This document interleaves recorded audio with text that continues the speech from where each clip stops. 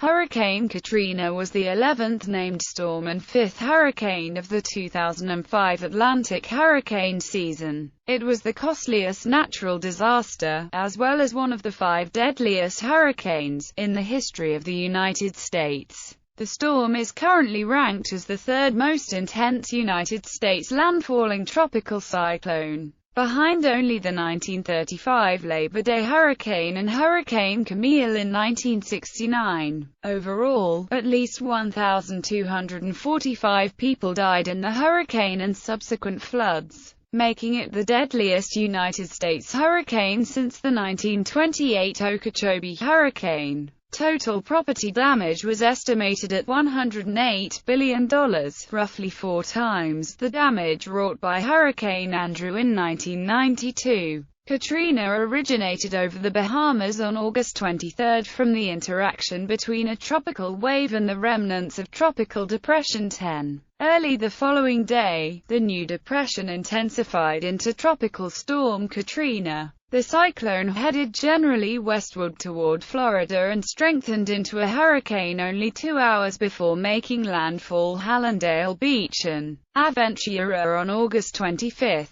After very briefly weakening to a tropical storm, Katrina emerged into the Gulf of Mexico on August 26 and began to rapidly deepen. The storm strengthened to a Category 5 hurricane over the warm waters of the Gulf of Mexico, but weakened before making its second landfall as a Category 3 hurricane on August 29 in southeast Louisiana. Katrina caused severe destruction along the Gulf Coast from central Florida to Texas, much of it due to the storm's surge and levee failure. Severe property damage occurred in coastal areas, such as Mississippi beachfront towns. Over 90% of these were flooded.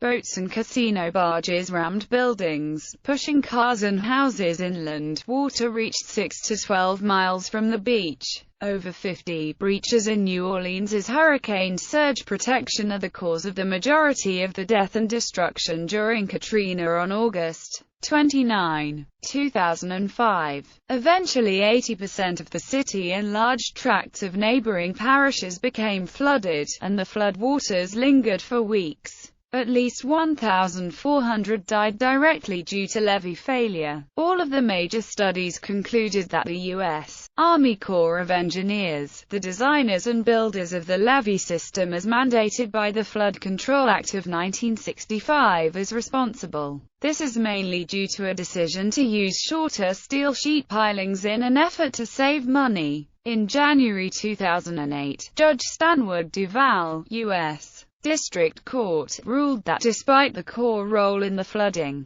the agency could not be held financially liable because of sovereign immunity in the Flood Control Act of 1928. Exactly 10 years after Katrina, David Rogers, lead author of a new report in the Official Journal of the World Water Council, concluded that the flooding during Katrina could have been prevented had the Corps retained an external review board to double-check its flood wall designs. There was also an investigation of the responses from federal, state and local governments, resulting in the resignation of Federal Emergency Management Agency Director Michael D. Brown, and of New Orleans Police Department Superintendent Eddie Compass. Many other government officials were criticized for their responses, especially New Orleans Mayor Ray Nagin, Louisiana Governor Kathleen Blanco, and President George W. Bush. Several agencies, including the United States Coast Guard, National Hurricane Center, and National Weather Service, were commended for their actions.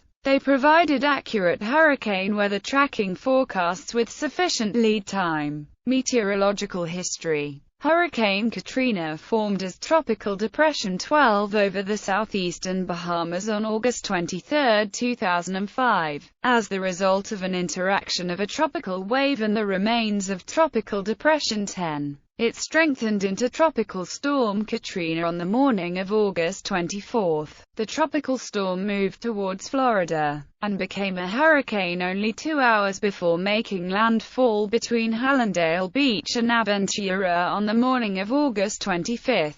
The storm weakened over land, but it regained hurricane status about 1 hour after entering the Gulf of Mexico, and it continued strengthening over open waters. On August 27, the storm reached Category 3 intensity on the Saffir-Simpson hurricane wind scale, becoming the third major hurricane of the season. An eye-wall replacement cycle disrupted the intensification, but caused the storm to nearly double in size. The storm rapidly intensified after entering the Gulf, growing from a Category 3 hurricane to a Category 5 hurricane in just 9 hours. This rapid growth was due to the storm's movement over the unusually warm waters of the Loop Current. Katrina attained Category 5 status on the morning of August 28 and reached its peak strength at 1800 UTC that day, with maximum sustained winds of 175 miles per hour and a minimum central pressure of 902 millibars. The pressure measurement made Katrina the fourth most intense Atlantic hurricane on record at the time, only to be surpassed by Hurricanes Rita and Wilma later in the season. It was also the strongest hurricane ever recorded in the Gulf of Mexico at the time. However, this record was later broken by Hurricane Rita. The hurricane subsequently weakened, and Katrina made its second landfall at 11:10 UTC on August 29 as a Category 3 hurricane with sustained winds of 125 miles per hour near Boas Triumph,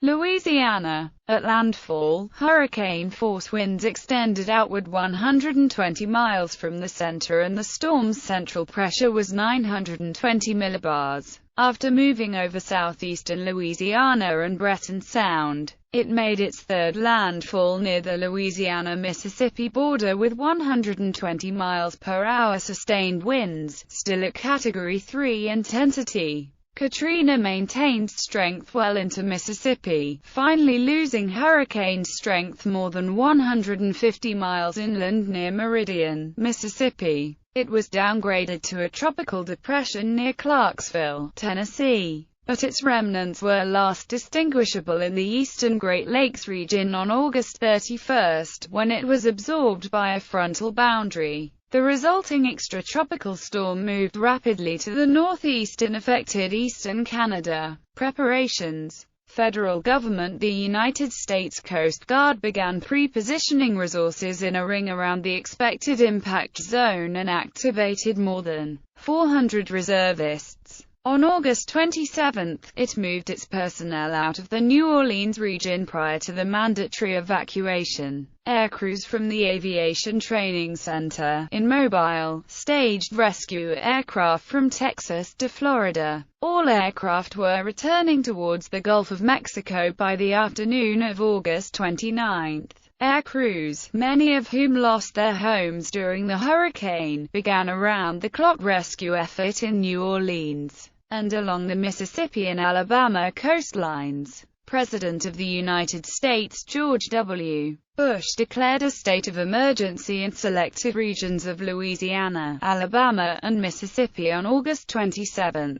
On Sunday, August 28, President Bush spoke with Governor Blanco to encourage her to order a mandatory evacuation of New Orleans. However, during the testimony by former Federal Emergency Management Agency Chief Michael Brown before a U.S. House subcommittee on September 26, Representative Stephen Buyer inquired as to why President Bush's declaration of state of emergency of August 27 had not included the coastal parishes of Orleans, Jefferson, and Plaquemines. The declaration actually did not include any of Louisiana's coastal parishes, whereas the coastal counties were included in the declarations for Mississippi and Alabama. Brown testified that this was because Louisiana Governor Blanco had not included those parishes in her initial request for aid, a decision that he found shocking. After the hearing, Blanco released a copy of her letter, which showed she had requested assistance for all the southeastern parishes including the city of New Orleans, as well, specifically naming 14 parishes, including Jefferson, Orleans and Plaquemines. Voluntary and mandatory evacuations were issued for large areas of southeast Louisiana as well as coastal Mississippi and Alabama. About 1.2 million residents of the Gulf Coast were covered under a voluntary or mandatory evacuation order. National Oceanic and Atmospheric Administration. On the afternoon of August 26, the National Hurricane Center realized that Katrina had yet to make the turn toward the Florida Panhandle and ended up revising the predicted track of the storm from the Panhandle to the Mississippi coast. The National Weather Service's New Orleans, Baton Rouge office issued a vividly worded bulletin on August 28 predicting that the area would be uninhabitable for weeks after devastating damage caused by Katrina, which at that time rivaled the intensity of Hurricane Camille. During video conferences involving the president later that day and on August 29,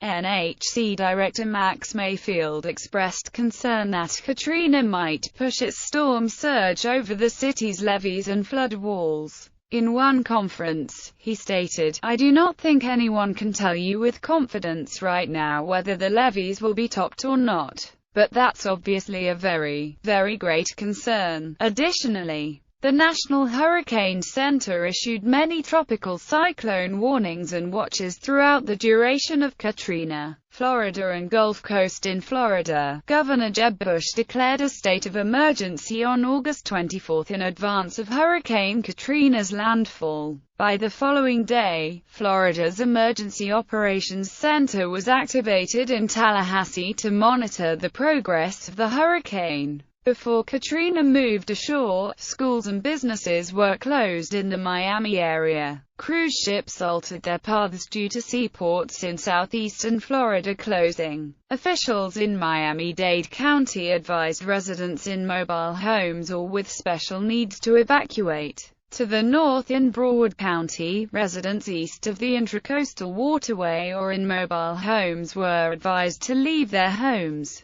Evacuation orders were issued for offshore islands in Palm Beach County, and for residents in mobile homes south of Lantana Road. Additionally, a mandatory evacuation was ordered for vulnerable housing in Martin County. Shelters were opened across the region. Officials closed the Miami International Airport, Fort Lauderdale, Hollywood International Airport, Key West International Airport, and Florida Keys Marathon Airport due to the storm. In Monroe and Collier counties, schools were closed, and a shelter was opened in Immokalee. On August 28, Alabama Governor Bob Riley declared a state of emergency for the approaching Hurricane Katrina. On the same day, he requested President Bush to declare expedited major disaster declaration for 6 counties of South Alabama, which was quickly approved. 350 National Guardsmen were called on duty by August 30.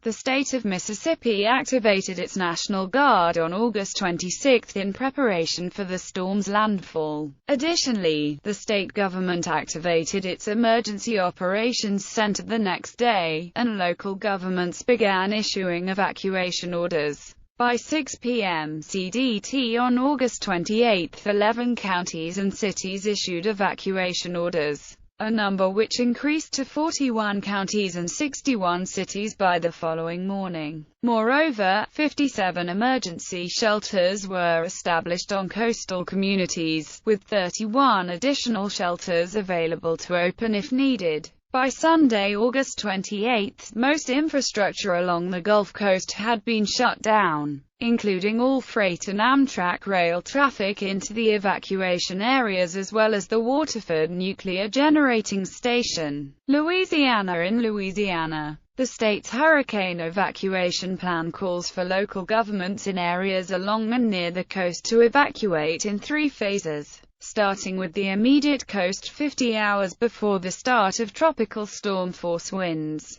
Persons in areas designated Phase 2 begin evacuating 40 hours before the onset of tropical storm winds, and those in Phase 3 areas evacuate 30 hours before the start of such winds. Many private caregiving facilities that relied on bus companies and ambulance services for evacuation were unable to evacuate their charges because they waited too long. Louisiana's Emergency Operations Plan Supplement 1C calls for use of school and other public buses in evacuations. Although buses that later flooded were available to transport those dependent upon public transportation, not enough bus drivers were available to drive them, as Governor Blanco did not sign an emergency waiver to allow any licensed driver to transport evacuees on school buses. However, 20-year-old Jabbar Gibson, armed with only a standard operator's permit, took it upon himself to take a school bus and drive it to Houston with 70 evacuees.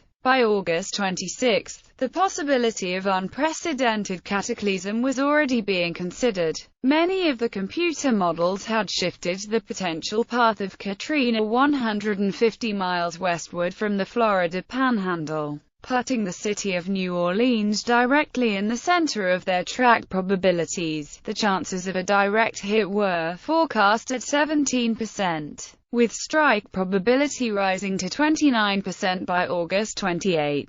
This scenario was considered a potential catastrophe because some parts of New Orleans and the metro area are below sea level. Since the storm surge produced by the hurricane's right front quadrant was forecast to be 28 feet, emergency management officials in New Orleans feared that the storm surge could go over the tops of levees protecting the city, causing major flooding. At a news conference at 10 a.m. on August 28, shortly after Katrina was upgraded to a Category 5 storm, New Orleans Mayor Ray Nagin ordered the first-ever mandatory evacuation of the city, calling Katrina a storm that most of us have long feared. The city government also established several refuges of last resort for citizens who could not leave the city, including the massive Louisiana Superdome, which sheltered approximately 26,000 people and provided them with food and water for several days as the storm came ashore. Some estimates claimed that 80% of the 1.3 million residents of the greater New Orleans metropolitan area evacuated,